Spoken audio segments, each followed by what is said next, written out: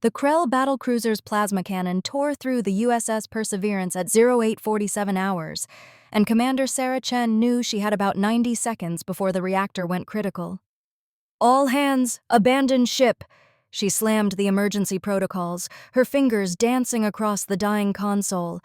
23 crew members, 23 lives depending on her staying calm while their ship disintegrated around them. The Krell had been waiting in the asteroid field. 3 months into humanity's first deep space exploration mission beyond the Kuiper Belt, and they'd walked straight into an ambush. The aliens had been so confident they hadn't even bothered with a warning shot. That was their first mistake.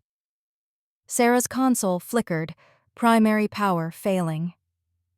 Through the viewport, she watched the Krell cruiser positioning for another strike, its crystalline hull refracting starlight into razor-sharp edges. Beautiful and terrible. The intelligence reports hadn't mentioned how beautiful they were.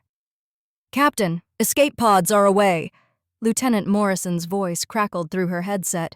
"You need to—" The connection died as another hit shook the ship. Sarah grabbed her helmet, sealed it, and ran. The corridor to the last escape pod stretched ahead like a tunnel through hell. Fires licking the walls, atmosphere venting, the ship's death scream echoing through the hull. She made it with 12 seconds to spare. The pod's tiny engine kicked in, hurling her away from the Perseverance just as the reactor detonated. For a moment, space turned white. Then silence, the terrible, absolute silence of the void. Sarah checked her systems. Life support, functional, communications, damaged, navigation, offline. Position, drifting in an asteroid field 8.7 light-years from Earth, surrounded by 22 other pods and one very pissed-off alien warship. "This is Commander Chen to all pods. Sound off." One by one, her crew responded. 23 souls in 23 tiny metal coffins, watching the Krell cruiser turn its attention toward them. "They're scanning us," Morrison said. "Commander, they're targeting the pods." Sarah's mind raced. The pods had minimal shielding, no weapons, barely enough thrust to maintain formation. The Krell could pick them off one by one like shooting fish in a barrel. Unless... "All pods, on my mark, full burn toward grid reference Delta 7. Morrison, I need you to—" "Already on it, sir. Calculating the trajectory." Sarah smiled grimly. 3 years serving together, and Morrison could read her mind. Delta 7 was the densest part of the asteroid field, a nightmare to navigate, suicide at high speed. Perfect. "Mark!" 23 escape pods fired their engines simultaneously, diving into the cosmic minefield. Behind them, the Krell cruiser followed, confident in its superior maneuverability. That was their second mistake. The asteroids came at them like bullets. Sarah gripped her controls, her enhanced reflexes barely keeping pace with the debris field. Left, right, down, the pod's pathetic thrusters screaming in protest. A boulder the size of a bus missed her by meters. Another clipped Pod 7, sending it spinning. 7, report. "Still here, Commander. Hull breach, sealing it now." Through her rear camera, Sarah watched the Krell cruiser navigate the field with terrifying grace. But it was slowing. The ship was bigger, needed more space to maneuver. The gap between them widened. "Morrison, talk to me about that Class M signal you picked up 2 days ago." "The planetoid? Commander, that was 300,000 clicks away. We don't have the fuel to—" "We don't have the fuel to outrun them either. Plot the course." Silence. Then, "Aye, sir. Sending coordinates to all pods now. But, Commander, even if we make it, that rock barely has an atmosphere. Surface temp at night drops to -180 Celsius, and we detected indigenous life forms. So we'll have company, better than being vaporized." Sarah checked her fuel gauge. Red line. They'd have one shot at this. "Everyone, single burn to Morrison's coordinates. Use gravity assists where you can. And pray." The next 2 hours were the longest of Sarah's life. Pod by pod, her crew slingshot around asteroids, using every scrap of momentum, every trick in the book. 3 pods ran out of fuel early, forced to drift and pray their trajectory held. The Krell cruiser fell behind, apparently deciding that chasing escape pods through an asteroid field wasn't worth the effort. Or maybe they figured the humans would die anyway. The planetoid grew in their viewports, a barren gray sphere with a thin atmosphere and a surface that looked like a teenager's acne nightmare.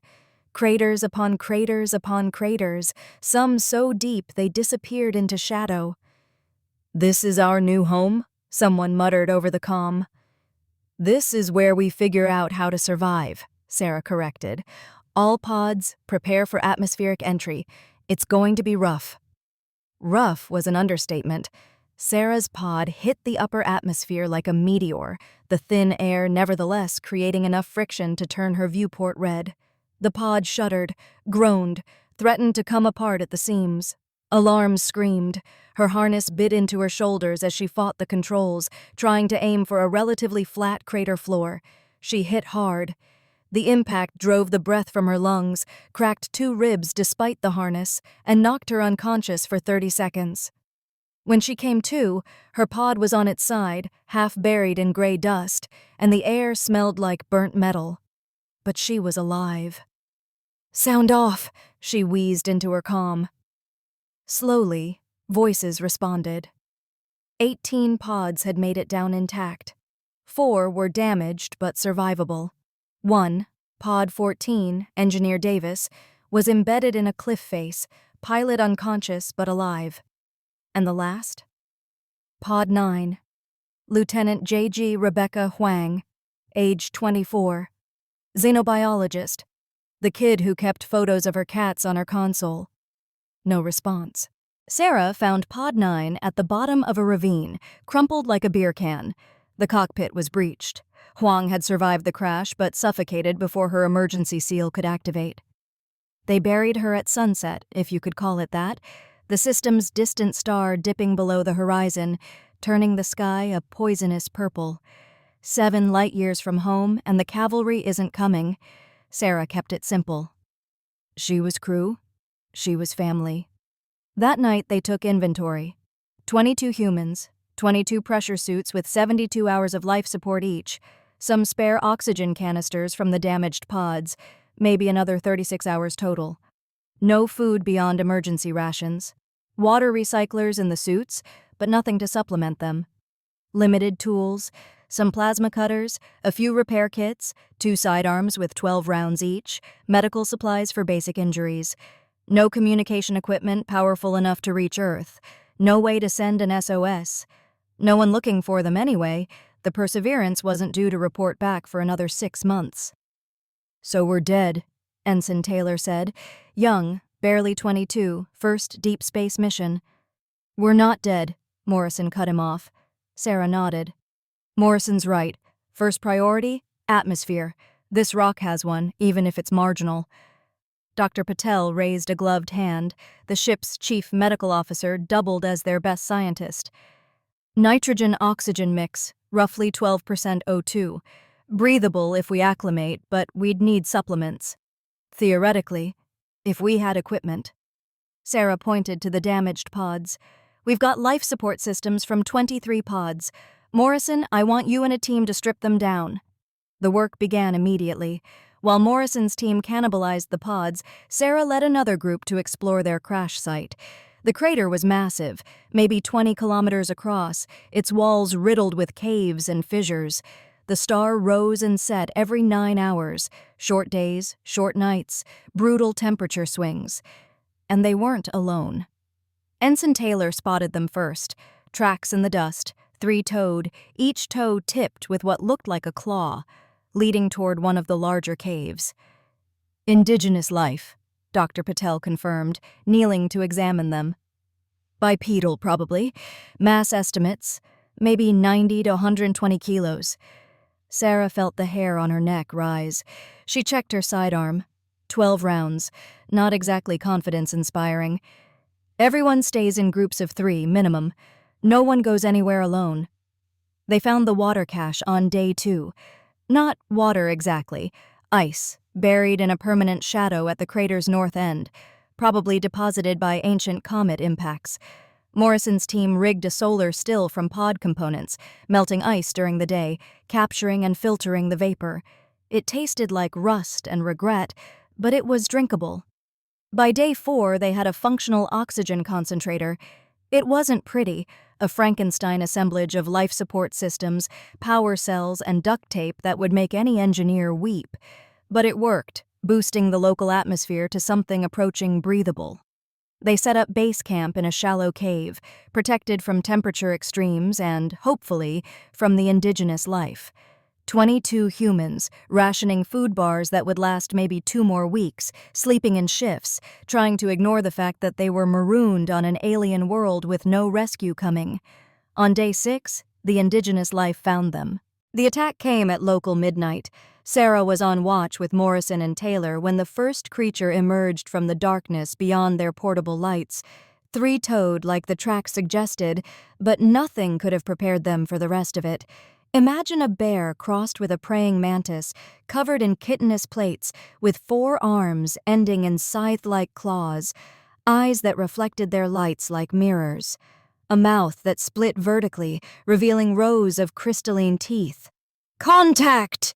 Sarah raised her sidearm, but the creature was fast, faster than anything that size had a right to be. It closed the distance in seconds, claws raised. Taylor fired first.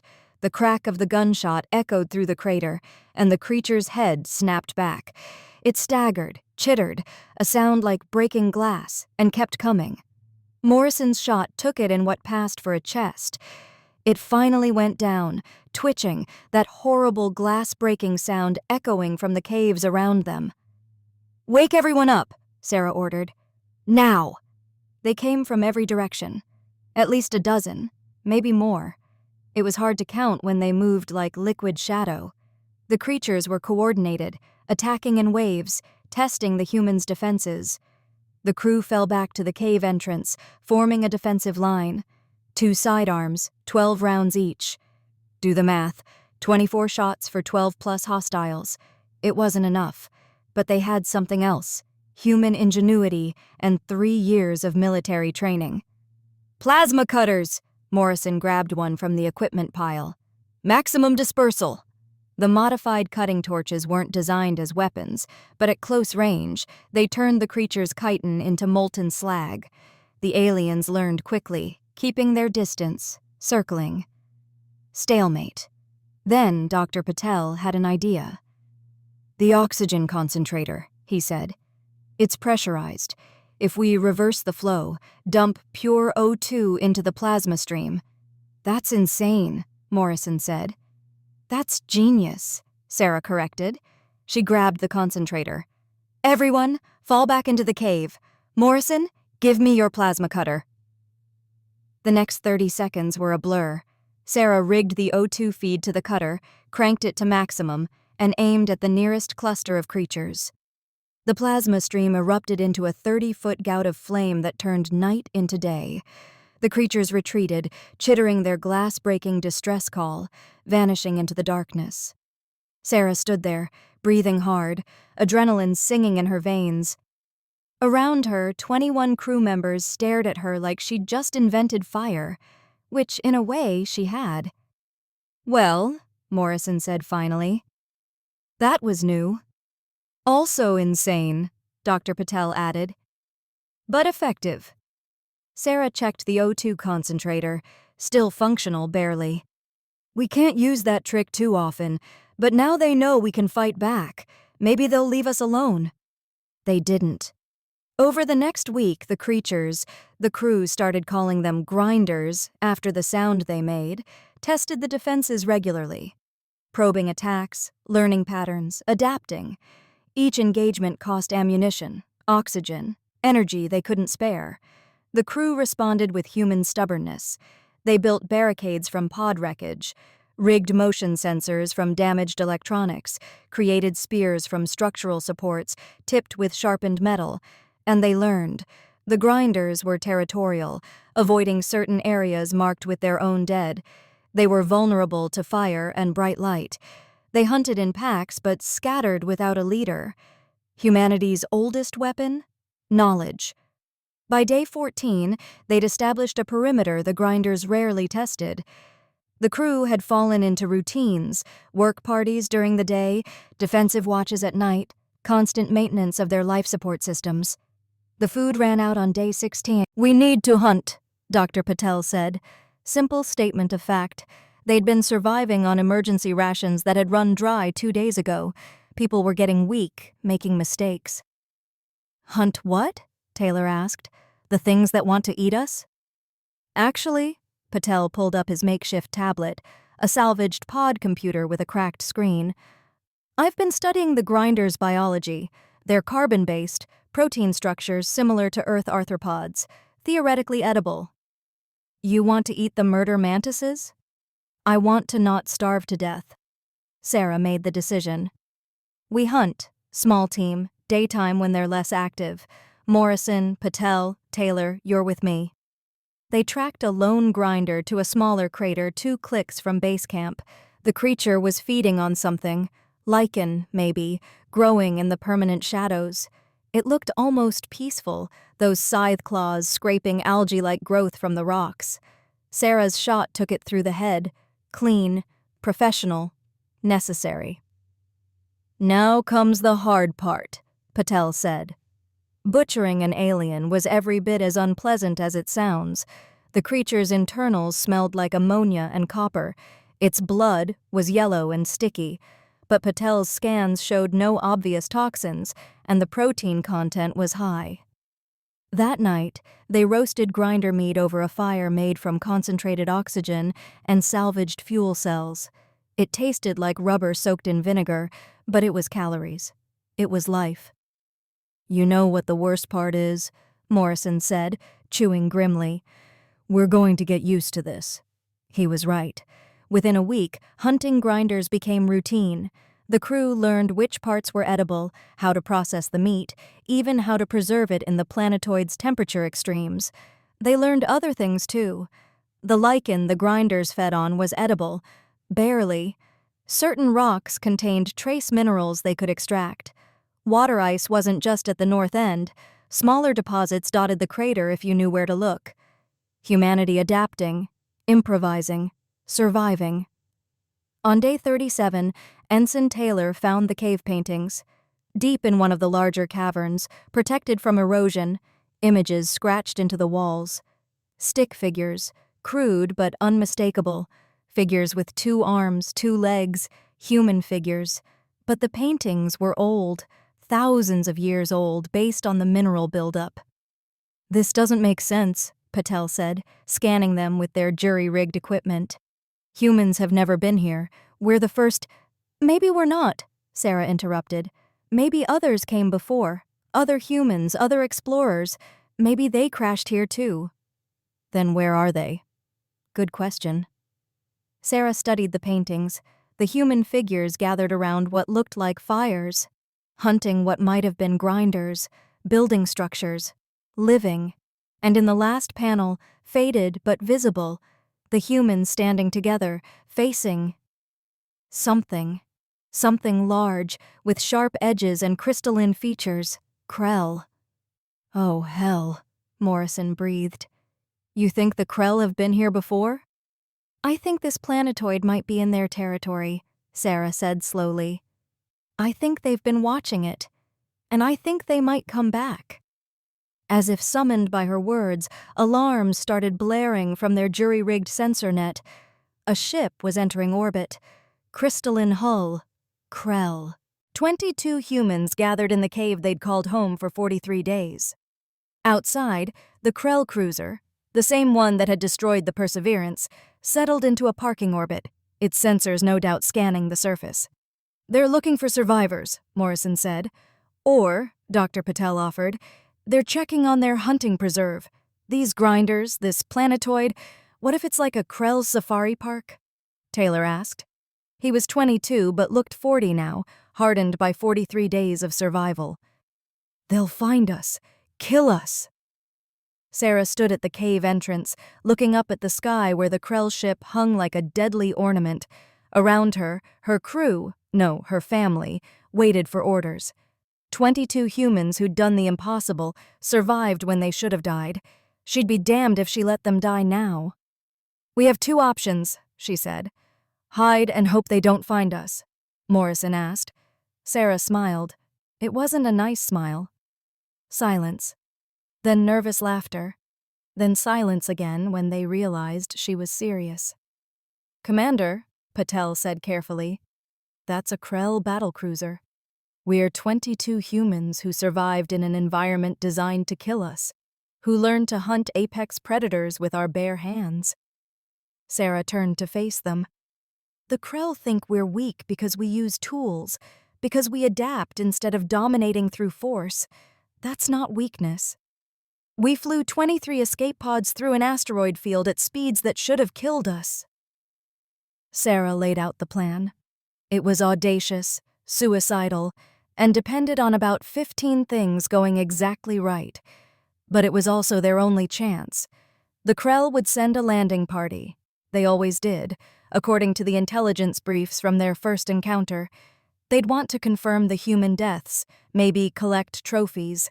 That meant a shuttle, probably with 4 to 6 Krell warriors.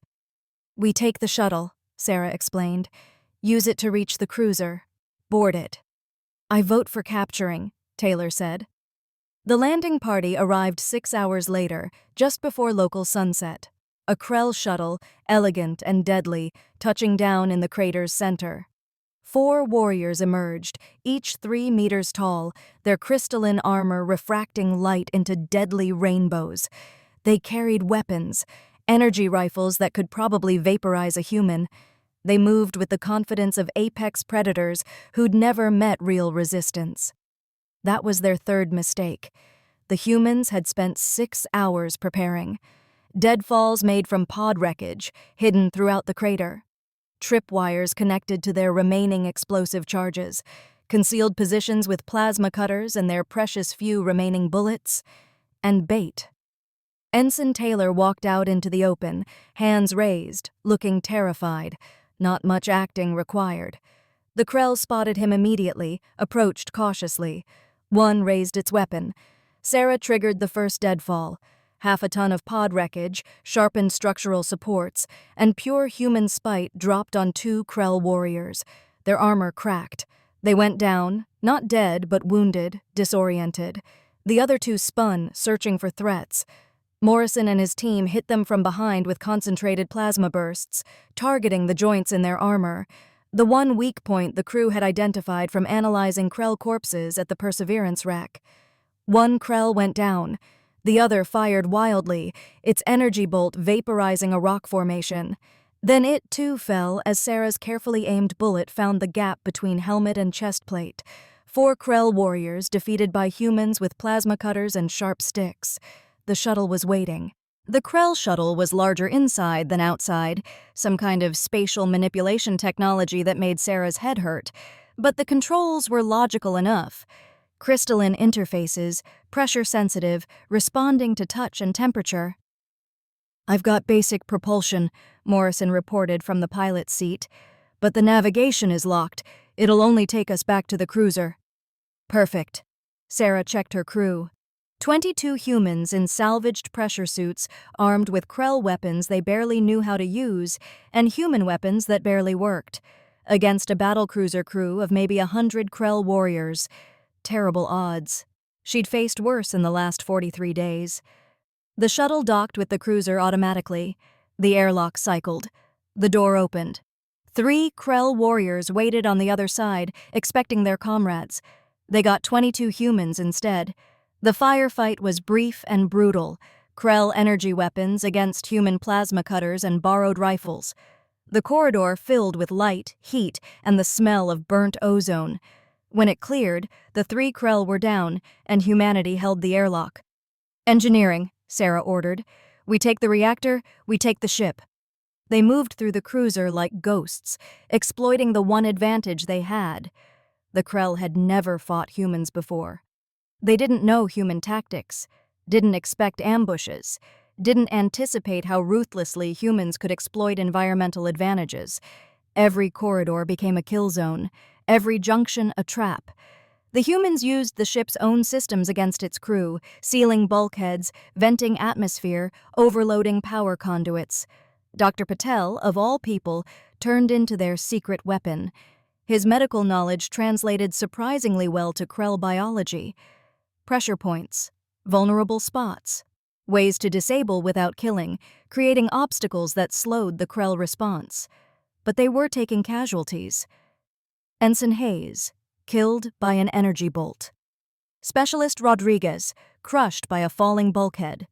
Chief Brennan, sacrificing himself to hold a corridor long enough for the others to escape. 22 became 19. 19 became 17. The Krell commander waited in the engineering section, protected by 10 warriors, its crystalline armor gleaming. "Humans," it said in perfect English, the universal translator working overtime. "You persist. Why? You cannot win." "We don't need to win," Sarah replied, her plasma cutter aimed at the reactor core. "We just need to not lose." The commander's eyes, compound and faceted, studied her. "You would destroy this ship? Kill yourselves? If it means you don't get to kill anyone else? Absolutely." Silence. Then the commander made a sound, not quite a laugh, but close. "You are more Krell than you know. Very well, negotiate." And just like that, everything changed. Humans don't belong in the Krell Empire. That's what the commander, Fleet Commander Vexinar, it turned out, explained over the next hour. The Krell were a warrior race, bred and raised for combat. They dominated their section of the galaxy through superior force and will. And humanity? Humans were tool users, adapters, survivors. In Krell philosophy, that made them prey, not predators. "But you fought," Vexinar said. 43 days on a death world, you survived. You killed my warriors, took my ship. This is not prey behavior." "So what happens now?" Sarah asked. 17 humans, surrounded by 80 Krell warriors, weapons trained on each other in the fragile peace of mutually assured destruction. "Now? You have earned blood right. Single combat. You defeat me, my crew acknowledges your dominance.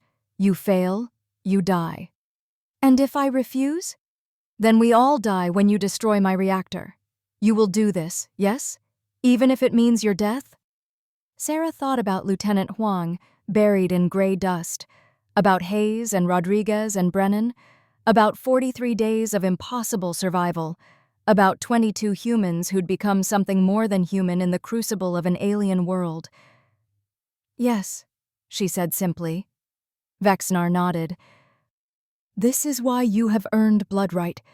Choose your weapon."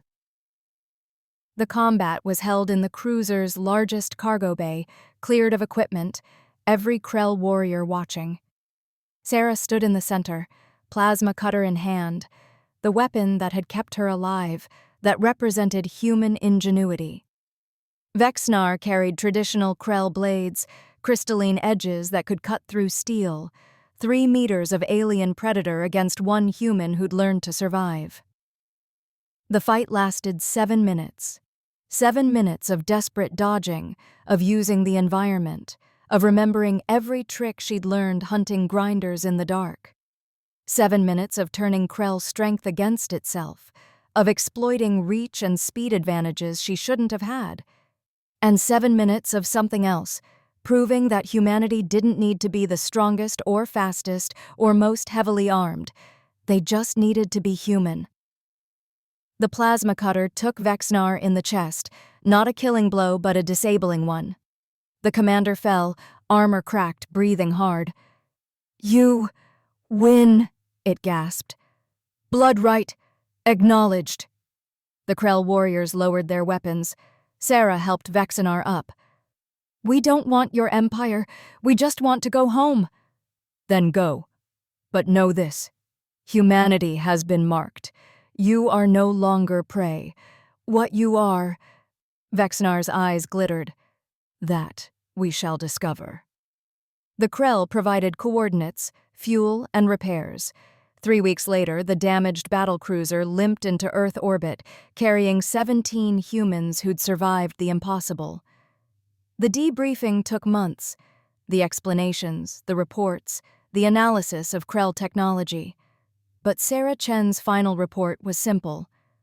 We went looking for exploration. We found war. We went looking for knowledge. We found survival. We went expecting to die alone, 8.7 light-years from home. Instead, we learned what it means to be human. We adapt. We persist. We never, ever give up. Commander, now Captain, Sarah Chen stood on the bridge of the USS Indomitable, humanity's first purpose-built warship. Around her, a crew of 200, trained and ready. Behind her, a fleet of 20 ships, humanity's answer to a hostile galaxy. The Krell had been right. Humanity didn't belong in their empire, because humanity was building its own. On the view screen, the gray planetoid appeared, crater-scarred, barren, home to grinders and ancient cave paintings. A memorial plaque had been placed near where they'd buried Lieutenant Huang. "Ready to disembark?" Morrison asked from his position as executive officer. "One more minute," Sarah said softly. She thought about 23 escape pods and a suicidal run through an asteroid field. About 43 days learning to survive. About the long walk from prey to predator. Humanity had been tested. Humanity had adapted. And now? Now the galaxy would learn what humans did best. We survived, we grew, and we never forgot where we came from. "All right," Sarah said. "Let's go home." The Indomitable turned away from the planetoid, toward Earth, toward the future. Behind them, in the ruins of a crash site, 17 names were carved into salvaged metal, a monument to the crew who'd survived the impossible. And one name stood apart. Lieutenant Rebecca Huang, who'd made it to the stars even if she didn't make it home. Humanity, fuck yeah. The end.